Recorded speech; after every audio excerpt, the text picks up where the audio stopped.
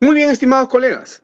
Hemos llegado a la sección donde respondemos las dudas e interrogantes que ustedes nos manifiestan por diversos medios. Hemos analizado las preguntas, y son bastantes por cierto, en búsqueda de aquellas que tienen mayor frecuencia, y les reiteramos nuestro compromiso por hacer lo posible por responder todas sus preguntas.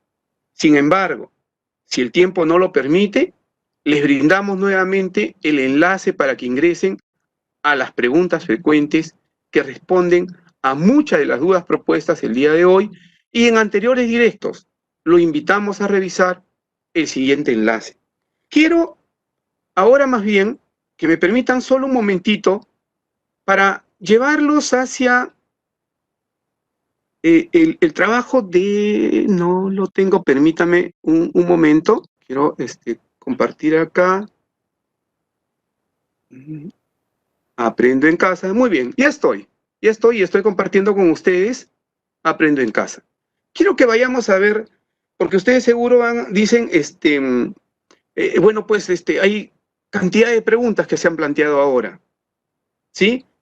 Pero también les digo que cada vez que ustedes hacen preguntas, nosotros los respondemos. A veces no directamente aquí en este enlace, pero pueden encontrarlo aquí en Encuentra Orientaciones. Entran en Orientaciones, entran a Docentes, ingresan, y aquí arriba en la derecha dice Necesitas ayuda.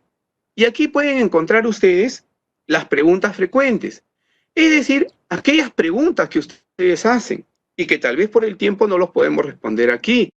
Puedes ver, por ejemplo, si ustedes entran, aquí está, en planificación, hay un conjunto de preguntas que ustedes han realizado y que están con respuestas. Ahí están las respuestas que ustedes pueden encontrar algunas de sus dudas. Pero ¿qué sucede si en estas preguntas frecuentes ustedes no encuentran la pregunta que ustedes tienen, la duda que ustedes tienen? También pueden ir al formulario de consultas, que ya es individual.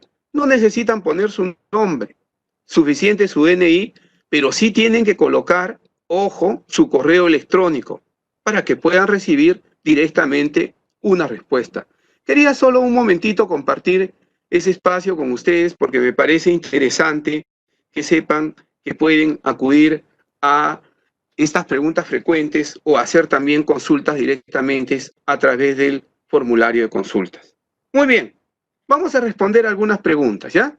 Acá tengo la pregunta de una maestra que me dice, ¿es correcto si pido a los padres de familia que envíen todos los días sus evidencias al grupo de WhatsApp? ¿Qué dicen ustedes? ¿Qué hemos estado viendo ahora, justamente cuando estábamos trabajando nosotros sobre la periodicidad, ¿no? No necesariamente, ojo, no necesariamente se deben solicitar evidencia todos los días, porque depende del momento en el que se encuentre el estudiante en el proceso de aprendizaje. Pero eso sí, los estudiantes van desarrollando sus evidencias de sesión en sesión. Esta decisión de la periodicidad ya lo conversamos con ustedes. Tiene que ver con el diagnóstico que han trabajado ustedes, con el desarrollo de las competencias que se han planificado desarrollar a través de las experiencias de aprendizaje. Entonces, esto significa que se solicitarán evidencias cuando el estudiante ha tenido tiempo de desarrollar los aprendizajes que se esperan de él. Se recomienda dosificar el envío de evidencias, las mismas que deben guardar relación con las competencias planificadas y el progreso que va manifestando el estudiante. Es muy importante que tanto la frecuencia como el medio por el cual se presentan las evidencias estén en común acuerdo con las familias, respetando las condiciones de acceso tecnológico. Pero también, ojo, tiene mucho que ver los acuerdos que se han tomado de manera colegiada a nivel de la institución educativa. Muchas gracias a la maestra por su pregunta. Acá tenemos otra pregunta interesante porque es bastante compleja, por si acaso, ¿eh? Nos dice, ¿qué estrategias o acciones debe realizar el docente ante la situación de los estudiantes que solo reportan ingreso a los multicanales, pero que no envían ningún producto de evidencia de su aprendizaje? Ojo con la pregunta, son dos en realidad. Uno dice, ¿qué tiene que hacer el maestro? Porque el estudiante sí ingresa, sí reporte ingreso a alguno de los multicanales, TV, web o radio, pero no envía el producto de evidencia de su aprendizaje. En ese caso, el docente, con el apoyo del equipo directivo, debe establecer una estrategia de comunicación directa o comunitaria con las familias de los estudiantes que aún no presentan alguna evidencia de su actividad de aprendizaje. Por ejemplo, es posible establecer un punto de acopio en el que las familias dejarán los portafolios con las evidencias de los estudiantes cada 15 días, cada 3 semanas, cada semana, dependiendo del tiempo acordado y de las posibilidades de desplazamiento. El docente tiene que orientar a las familias de los estudiantes para que realicen el envío de esas evidencias. Ahí quiero detenerme en algo que un maestro también me señalaba. Me decía, pero yo puedo brindar al estudiante una retroalimentación aunque no tenga la evidencia. ¿Eso es cierto? ¿Yo puedo brindar retroalimentación al estudiante aunque no tenga la evidencia? La pregunta sería entonces, ¿sobre qué voy a dar retroalimentación? ¿Sobre qué voy a ver el nivel de logro o avance del estudiante?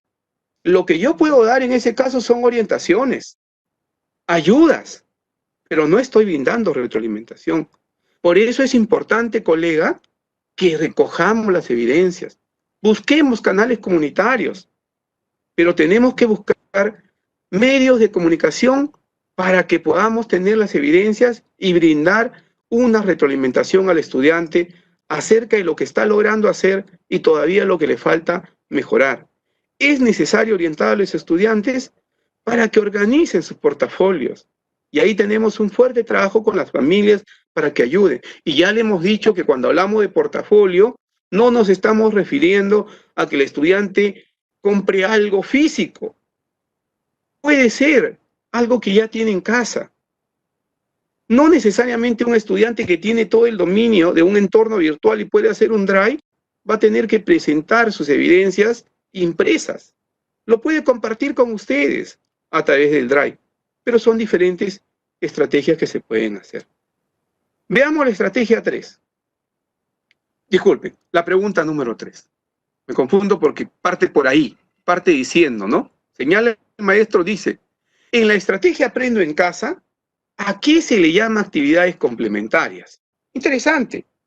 Y se ve pues que el maestro está leyendo y ha leído seguro la resolución viceministerial 093 y la 097, en la cual encontramos estos elementos, ¿no? Bien, las actividades de aprendizaje complementarias son aquellas actividades que el docente propone a los estudiantes cuando determina determinadas situaciones. Por ejemplo, requiere adecuar la experiencia, el reto o desafío, porque considera que es muy alto o muy bajo y el estudiante no va a poder aprender y por lo tanto no va a poder progresar en la competencia que aún no la tiene desarrollada o ya la está desarrollando. También puede plantear actividades complementarias cuando necesite contextualizar esa actividad de la estrategia para garantizar la comprensión de la actividad.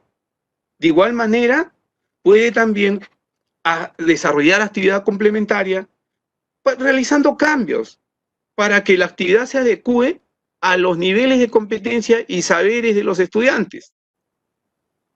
Pero sí, se considera necesario hacer énfasis en que ayuden a los estudiantes a analizar más información, mejorar algunas prácticas, reflexionar algunos aspectos o articular otros saberes, sin llenar de más tareas.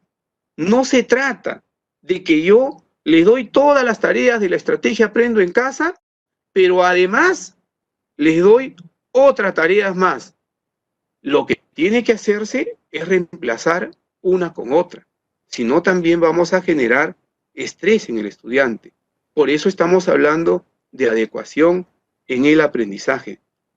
También, ojo, podemos utilizar los cuadernos de trabajo, seleccionando páginas de ellas o fichas de lectura que contribuyan con la competencia. Pero se dan cuenta que cuando estamos conversando sobre las actividades complementarias, siempre estamos hablando de la competencia, porque ese es el eje orientador para nuestras actividades complementarias, para contextualizar, para adecuar, para los énfasis, para los cambios que ustedes propongan. La competencia es el elemento que nos está orientando en relación a lo que el estudiante está logrando. Muy bien. Permítame un segundo.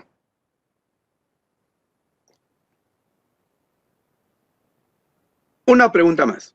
Dice, ¿es necesario comunicarse con los padres de los estudiantes de secundaria para ver si estos están siguiendo las clases? ¿O lo puedo hacer directamente con los estudiantes a través de su celular? Interesante pregunta, ¿no? Imagino que ya ustedes también se están respondiendo. Miren, ve, la comunicación directa con los estudiantes depende de los acuerdos establecidos previamente con sus familias y su autorización para establecer dicha comunicación. Es muy importante que estas decisiones se tomen en común acuerdo con las familias de esos estudiantes, respetando las condiciones de acceso tecnológico de dichas familias y con conocimiento, ojo ahí, de los directivos de la institución educativa. Adicionalmente, se sugiere organizar momentos específicos destinados a la escucha y acogida de las inquietudes de los estudiantes y sus familias, como parte de nuestro rol docente, de acuerdo con las preocupaciones generadas por la situación actual de cuarentena, la falta o poco acceso a los canales de web, radio, TV, que los afecta y afecta a la participación del estudiante en sus actividades. Acógelos para ayudarlos y darles solución viable. Tú eres el maestro, la maestra, estás haciendo la mediación en el aprendizaje, pero también es cierto, en muchos casos, eres el soporte emocional de esos estudiantes. Muy bien. Vayamos a otra pregunta. Nos dice la profesora, ¿cómo puedo registrar las evidencias de mis estudiantes que utilizan diversos medios de comunicación y de aquellos que no acceden a ningún medio? Nuevamente dos preguntas, ojo, ¿ah? Me pregunta, ¿cómo registra las evidencias si sus estudiantes utilizan diversos medios? Es decir, tiene un aula y los estudiantes, hay un grupo que trabaja en la web, hay otro grupo que trabaja con TV y hay otro grupo que trabaja con radio. Y también hay algunos que no acceden a ningún medio. Complicada la situación, ¿no? Pero miren, ve, la forma de registrar las evidencias, sin que sea una dificultad del medio que se emplee, debe seguir la misma orientación que se aplica cuando se trata de un único medio o canal de comunicación. La diferencia estará en que es posible que, dadas las diferentes experiencias de aprendizaje, los estudiantes manifiesten progresos de la competencia a través de diferentes evidencias. Eso sí, va a ser más exigente para el maestro, para la maestra. Pero el registro de la evidencia es única, porque es la misma competencia la que está trabajando. La diferencia estará en el tipo de evidencia que presente el estudiante, y eso le exige más bien al maestro, a la maestra, una mayor dedicación para dar la retroalimentación. Ya dijimos también, hace un momento, que en el caso de que no sea posible la comunicación con las familias, hay que hacer seguimiento a las actividades que desarrollan a través de las sesiones radiadas o televisivas, para contar con los insumos de ese trabajo que posteriormente podemos revisar. Hay que recoger las evidencias por esos canales comunitarios o cualquier otro que ustedes hayan ideado.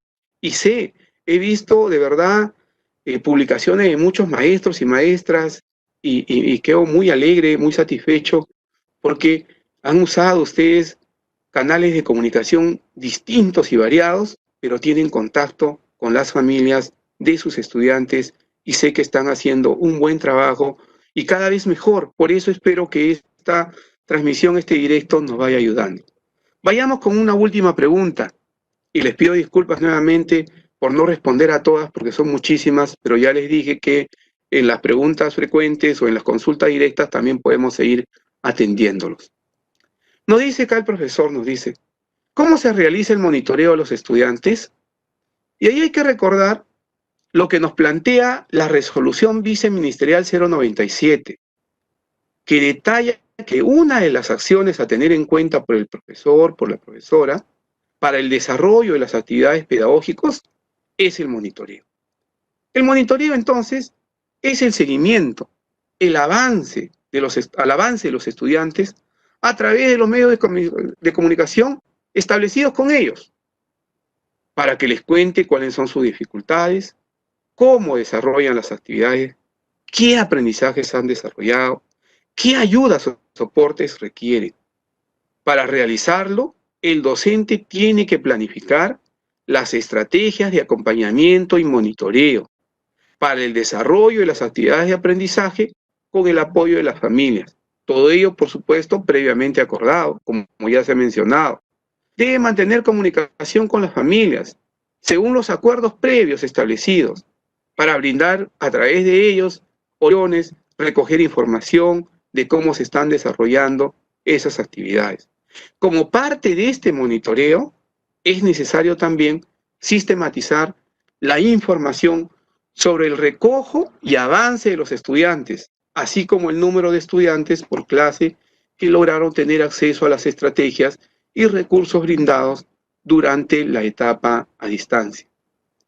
Maestros y maestras, les agradecemos por todas las preguntas que hay.